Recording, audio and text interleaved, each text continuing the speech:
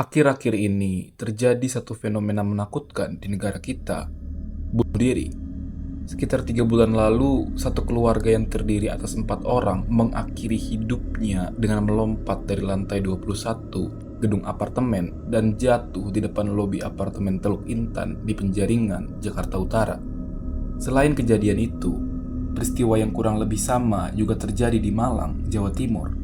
Dalam insiden itu, seorang ayah mengakhiri hidupnya bersama istri dan anaknya. Pun banyaknya kasus bunuh diri mahasiswa di seluruh pelosok negeri, dan masih banyak kasus lainnya. Bahkan menurut World Health Organization, setiap tahun ada 700.000 korban karena bunuh diri di setiap tahunnya. Sekarang kita akan menelisik mengapa fenomena ini bisa terjadi. Kita akan masuk ke dalam pola pikir mereka, merasakan apa yang mereka rasakan, meresapi bagaimana pola pikir mereka, serta menyelami jiwa mereka yang terdalam.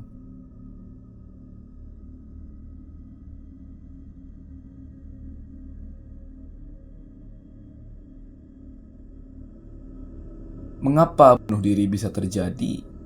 Apa yang terjadi dengan mereka yang melakukannya? Terkait pertanyaan-pertanyaan tadi, para psikolog, psikiater, ilmuwan, dan ahli kejiwaan sebenarnya belum memiliki jawaban konklusif mengenai keinginan untuk bunuh diri. Hal ini disebabkan karena memang kajian tentang keinginan dan pemikiran manusia sangatlah sulit. Para ilmuwan perlu melakukan banyak eksperimen untuk mengetahui penyebab-penyebab bunuh diri ini, serta memperhatikan aspek-aspek biologis, sosial, dan psikologis dari orang yang dimaksud. Sebab motivasi seseorang untuk melakukan bunuh diri sangat tergantung dari aspek-aspek tadi.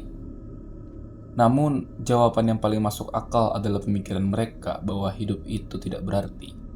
Tak ada gunanya lagi untuk hidup. Seolah mengakhiri hidup adalah jalan dan solusi terbaik untuk menghilangkan penderitaan.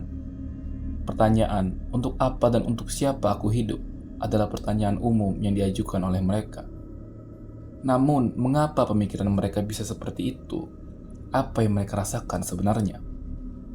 Jawabannya adalah kondisi kesehatan mental mereka yang amat buruk yang diakibatkan oleh dua kata, depresi berat. Depresi adalah gangguan mental yang ditandai dengan munculnya gejala penurunan mood, kehilangan minat terhadap sesuatu, perasaan bersalah, gangguan tidur atau nafsu makan, kehilangan energi, dan penurunan konsentrasi. Mereka menganggap bahwa dirinya tak berarti, tak berharga, sehingga mau menyia-nyiakan nyawa mereka disebabkan karena depresi. Namun, bukankah banyak juga orang yang depresi? Mengapa ada yang sampai bunuh diri? Jadi, sebenarnya menurut satu penelitian, ada 4 tingkat depresi, yaitu depresi ringan sedang, batas depresi borderline, depresi berat, dan depresi ekstrim. Singkatnya, semakin ke atas, maka gejala depresi yang dialami akan semakin parah. Orang-orang yang mengakhiri hidupnya sudah sampai di tingkat depresi berat sampai depresi ekstrim.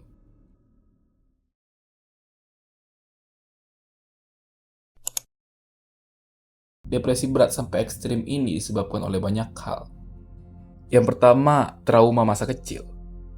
Beberapa riset menemukan bahwa perilaku yang dimunculkan di usia dewasa berakar dari trauma yang dialami seseorang di masa kecilnya. Peristiwa yang dialami seorang anak akan membentuk perilaku-perilaku di masa dewasa. Pelecehan seksual, perundungan, perilaku buruk, terlalu sering dimarahi, dan kurangnya didikan serta kasih sayang dari orang tua merupakan beberapa trauma masa kecil yang mengakibatkan depresi, yang kelak dapat berbuah pahit di masa mendatang. Kumpulan trauma yang dialami anak di masa kecil akan menjadi luka psikis yang terus melekat dalam dirinya hingga ia dewasa. Luka tersebut masih ada di dalam bawah sadar mereka, sehingga bermanifestasi dalam bentuk perilaku dan emosi negatif, seperti perasaan tidak dicintai oleh orang lain, tidak percaya diri, cemas, atau merasa ditekan oleh orang lain. Trauma-trauma ini membuat mereka merasa dirinya tak berharga, tak bernilai, sehingga bunuh diri adalah jalan keluar terbaik untuk terbebas dari segala perasaan buruk yang menimpa sejak lama. Yang kedua, keluarga yang juga depresi. Pada beberapa penelitian ditemukan pula bahwa seseorang akan lebih mungkin terkena depresi apabila keluarganya memiliki riwayat depresi. Lingkungan keluarga yang depresi jelas mendorong perasaan anak untuk ikut depresi, sehingga menyebabkan anak merasa putus asa, terisolasi, dan tidak berharga. Rasa ini pun menyebabkan anak memiliki pemikiran untuk mengakhiri hidupnya. Yang ketiga, masalah yang kompleks.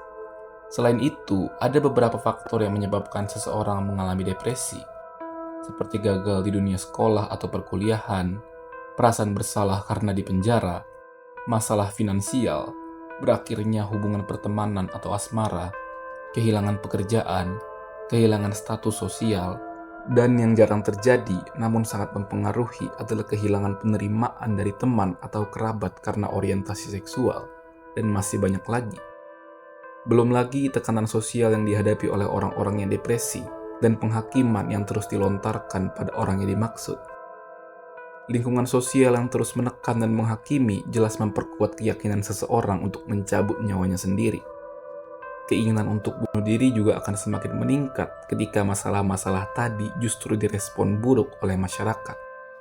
Masyarakat yang seharusnya memotivasi dan memberi dukungan justru mengisolasi dan menekan orang-orang ini dari lingkungan sosial. Ditambah dengan penghakiman-penghakiman yang terus dilontarkan pada orang yang dimaksud. Hal ini berujung pada perasaan kesepian. Untuk mengatasi rasa kesepian, mereka pun lari dengan penyalahgunaan alkohol, obat-obatan, dan lain sebagainya. Hal-hal tadi membuat orang-orang putus asa dan berkeinginan untuk mengakhiri hidupnya sendiri. Mereka melihat masalah-masalah ini tampaknya tak memiliki jalan keluar. Mereka sudah kehilangan harapan dan merasa tidak mampu dan tidak kuat untuk menyelesaikan atau memperbaiki masalah yang ada. Seolah hidup dipenuhi dengan kesedihan dan penderitaan yang tak pernah berakhir. Kesengsaraan yang nampaknya terlalu banyak seolah menutupi semua hal baik dalam hidupnya, sehingga bunuh diri tampak seperti pilihan yang tepat. Mungkin orang banyak akan menganggap bahwa masalah-masalah tekanan sosial dan psikologis ini dapat diatasi dengan mudah dengan berbagai solusi. Namun orang-orang depresi sangat jarang menyadari hal itu. Hal ini disebabkan karena pesimisme dan keputusasaan yang sudah mengambil alih pikiran mereka. Terlebih apabila seseorang menderita sakit atau penyakit kronis seperti HIV/AIDS, penyakit jantung, dan kanker tanpa harapan untuk sembuh atau terbebas dari penderitaannya.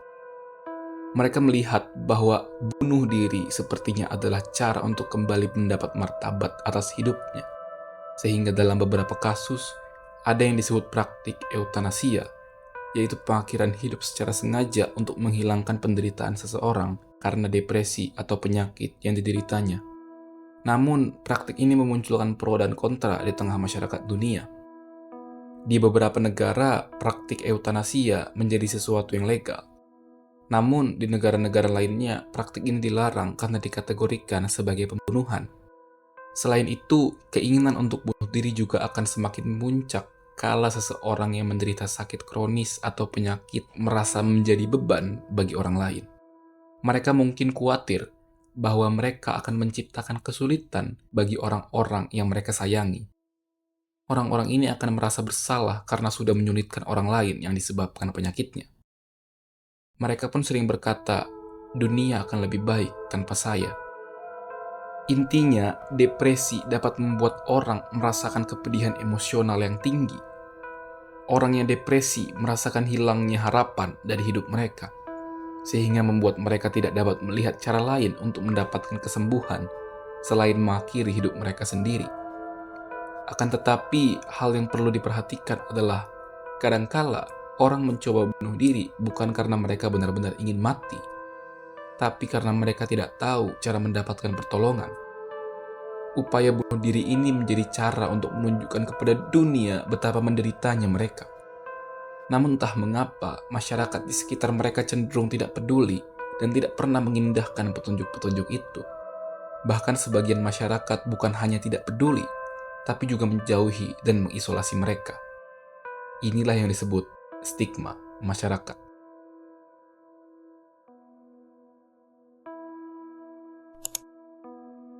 Sekarang, mari kita memposisikan diri sebagai masyarakat. Apa pendapatmu tentang orang-orang yang mengakhiri hidupnya? Apa yang akan kamu lakukan kalau kamu punya teman, kerabat, atau kenalan yang mengalami depresi dan cenderung ingin bunuh diri? Tuliskan pendapatmu di komentar. Selain faktor-faktor yang tadi saya uraikan, ada satu faktor yang sangat memperparah depresi yang ada pada seseorang, yakni stigma masyarakat. Menurut sosiolog Kanada Erving Goffman, istilah stigma menggambarkan situasi individu yang didiskualifikasi dari penerimaan sosial penuh.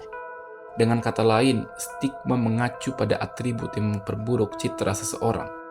Ternyata stigma masyarakat pun turut andil meningkatkan kasus bunuh diri, terkhususnya di Indonesia. Di dalam jurnal ini dijelaskan bahwa seharusnya masyarakat Indonesia sebagai masyarakat komunal dapat memperhatikan tanda-tanda bunuh diri dalam diri seseorang atau sekelompok orang. Namun ironisnya, sifat masyarakat yang komunal itu justru membuat stigma negatif terhadap orang yang melakukan percobaan bunuh diri semakin kental dan membuat mereka semakin terisolasi. Hal ini mendorong keluarga di Indonesia sanggup melakukan apapun agar kasus bunuh diri anggota keluarganya tidak tercatat hanya karena alasan malu dan khawatir terhadap stigma masyarakat. Menurut Kompas.id, dari hasil analisis terhadap perbandingan data pada satu rentang tertentu ditemukan sebanyak 859,1% kasus bunuh diri tidak terlaporkan. Di kalangan profesional, kesehatan pun ada aturan tidak tertulis untuk tidak mencatat kasus bunuh diri. Bahkan rumah sakit pun tidak memiliki mandat untuk melaporkan kasus bunuh diri. Pandangan tentang bunuh diri tidak lepas dari stigma seputar masalah kesehatan jiwa yang ada di masyarakat. Banyak orang dengan masalah psikososial masih dieksklusi dari kegiatan sosial. Intinya, kasus-kasus semacam bunuh diri ini salah satu faktornya adalah stigma dan penghakiman yang dilakukan masyarakat terhadap pengidap penyakit mental. Oleh karena itu, mari rangkul mereka sebagai teman. Jangan pernah melontarkan stigma-stigma negatif kepada mereka, karena itu hanya akan memperburuk dampak psikologis yang sudah buruk sebelumnya. Jika melihat orang yang memiliki gejala depresi dan penyakit mental lainnya, kita memiliki tanggung jawab untuk membimbing mereka, bukan terus menghakimi dan mengisolasi mereka.